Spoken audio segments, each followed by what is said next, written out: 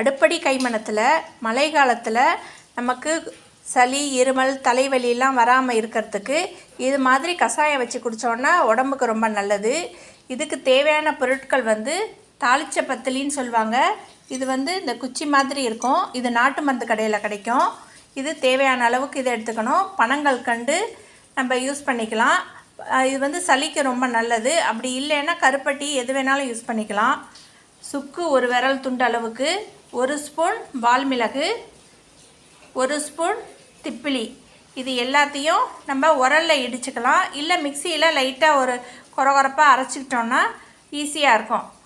இது எப்படி செய்யறது அப்படிங்கிறத பார்க்கலாம். ஃபஸ்ட்டு திப்பிலியை போட்டுக்கணும். அப்புறம் வால்மிளகு இதை போட்டு கொஞ்சம் இடிச்சிட்டு அதுக்கு பிறகு சுக்கும் தாளிச்ச பத்திலையும் போட்டு இடிச்சுக்கணும்.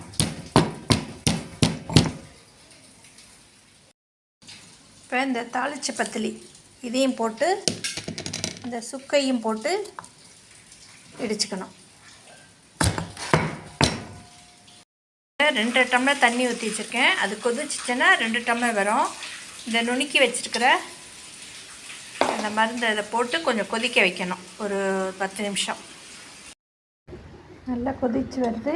இப்போ கொஞ்சமாக மஞ்சத்தூள் போட்டு இந்த பனங்கல்கண்டு நுணுக்கி வச்சுருக்கதையும் போட்டு கொதிக்க வச்சு வடிகட்டிடணும். கஷாயம் ரெடி ஆகிடுச்சு.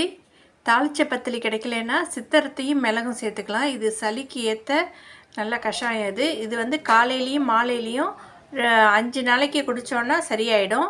நீங்களும் இதே மாதிரி செஞ்சு ட்ரை பண்ணி பாருங்கள். உங்களுக்கு இந்த சேனல் பிடிச்சிருந்துச்சுன்னா லைக் பண்ணுங்கள், ஷேர் பண்ணுங்கள், சப்ஸ்கிரைப் பண்ணுங்கள்.